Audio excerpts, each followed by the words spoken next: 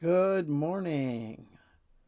This morning, as we look at life in the Spirit, we're going to go to a pretty familiar passage. Probably you would have even thought of this one if I'd asked you to name some places in the Gospels where Jesus talks about life in the Spirit.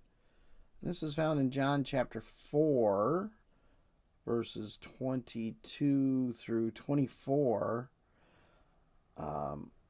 Jesus is talking to the Samaritan woman at the well, and she has posed a question to him: where's the right place for us to worship? We say up on the mountain behind us. You guys say in Jerusalem. You Jews say in Jerusalem, what? Where?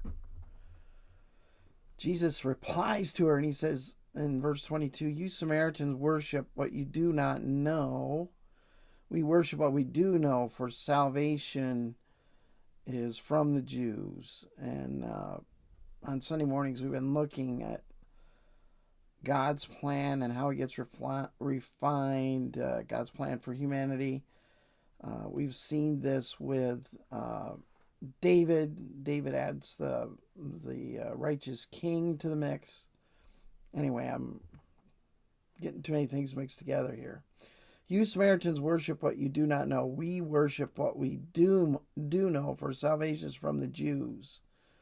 Yet a time is coming and has now come when the true worshipers will worship the Father in spirit and in truth, for they are the kind of worshipers the Father seeks. God is spirit, and his worshipers must worship in the spirit and in truth. So what's Jesus saying here? Well, you Samaritans had a system with the mountain, and that really wasn't it, because it wasn't tuned in to God's salvation plan all along.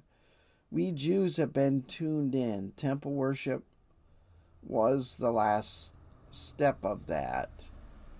But now there's a new step coming that's not about place at all. It's about worshiping in the spirit and truth. God is spirit. So God is now opening up the spirit world in a new way, so that when we worship on earth, we can worship in the spirit, in the spiritual realm. And that goes back to when I was talking about Saturday. How are we setting ourselves up for Sunday morning? Are we getting in touch with our spirits, with his spirit, so that Sunday morning when we gather with other believers, that we're ready to worship in spirit because we're in tune with the Lord? Jesus is saying this is the kind of worship that God is looking for. Are we in tune with our spirit lives? Because everything has changed now.